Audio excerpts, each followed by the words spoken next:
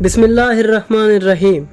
ناظرین، وہ وقت کیسا ہوگا جب کعبے کی طرف جانے والے تمام راستے بند کر دیے جائیں گے، جب دنیا بھر سے لاکھوں مسلمان حج کے لیے نہ جا سکیں گے، جب خانہ کعبہ کی زیارت فقط خواب بن جائے گی۔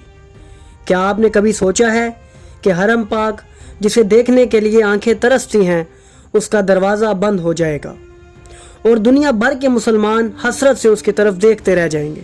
یہ صرف ایک تصور نہیں، بلکہ کچھ ایسی روایات موجود ہیں جو ہمیں آنے والے وقت کی ہولناکیوں کا پتہ دیتی ہیں۔ ناظرین، جب ہم کتب و احادیث کا مطالعہ کریں تو ہمیں ایک روایت ملتی ہے۔ حضرت ابو ہریرہ سے روایت ہے کہ نبی اکرم صلی اللہ علیہ وآلہ وسلم نے فرمایا، کعبے کو ایک حبشی شخص جس کی پنڈلیاں پتلی ہوں گی منہدم کر دے گا۔ وہ اس کے زیورات لوٹے گا، غلاف اتارے گا، اور میں گویا اسے دیکھ رہا ہوں کہ وہ شخص اپنی کدال اور بیلچے کے ساتھ کعبے پر ضرب لگا رہا ہے۔ یہ روایت نہایت لرزہ خیز منظر بیان کرتی ہے۔ ناظرین، اہل سنت کے مشہور علماء نے اس روایت پر تفصیلاً گفتگو کی ہے۔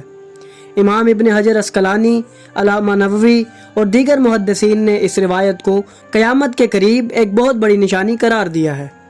اس واقعے کی تعبیر یہ کی گئی ہے کہ جب کعبے کی حرمت پامال ہو جائے گی اور اسے زمین بوس کر دیا جائے گا تو یہ دنیا کے زوال کا سب سے واضح اشارہ ہوگا۔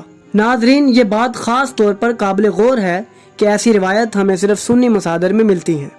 شیعہ کتب احادیث میں اس طرح کی کوئی روایت موجود نہیں، مگر جب ہم شیعہ روایات کا مطالعہ کرتے ہیں تو وہاں ایک اور عجیب و غریب منظر سامنے آتا ہے۔ وہاں یہ بتایا گیا ہے کہ ظہور سے قبل خانہ کعبہ کی طرف جانے والے راستے بند ہو جائیں گے، حج معطل ہو جائے گا اور مومنین پر سخت آزمائش کا وقت آئے گا۔ شیخ طوسی رحمۃ اللہ علیہ نے اپنی کتاب میں ایک واقعہ نقل کیا ہے جو علی بن ابراہیم بن محضیار کا امام زمانہ سے ملاقات کا ہے۔ اس ملاقات میں امام زمانہ علیہ السلام فرماتے ہیں، اے ابن محضیار، ایک وقت آئے گا جب تم ان لوگوں پر غالب آؤ گے جیسے وہ آج تم پر غالب ہیں، مگر وہ وقت تب آئے گا جب تم پر حج کا راستہ بند کر دیا جائے گا۔ سورج اور چاند ایک جگہ جمع ہوں گے، ستارے ان کے گرد گھومیں گے اور صفا و مروہ کے درمیان سے ایک مخلوق زمین سے ظاہر ہوگی جس کے ہاتھ میں موسیٰ علیہ السلام کا عصا اور سلیمان علیہ السلام کی انگوٹھی ہوگی، اور وہ لوگوں کو محشر کی طرف ہانکیں گی۔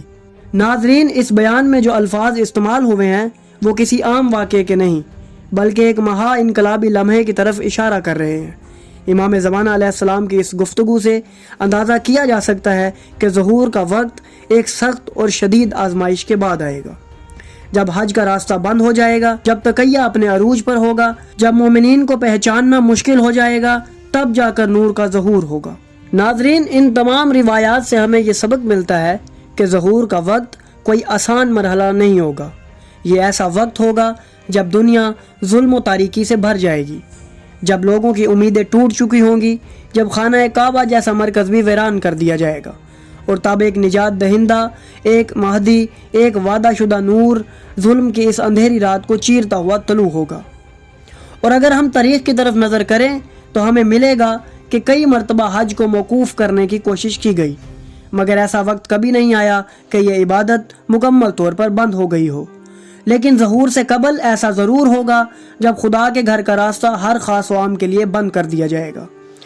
ناظرین، کچھ علماء نے اس مقام پر دابۃ الارض کے ظہور کو بھی ایک بڑی نشانی قرار دیا ہے جو قرآن کریم میں بھی مذکور ہے، اور بعض نے اسے خود امام مہدی علیہ السلام کی شخصیت سے تعبیر کیا ہے جو عصائے موسیٰ خاتم سلیمان کے ساتھ ظاہر ہوں گے۔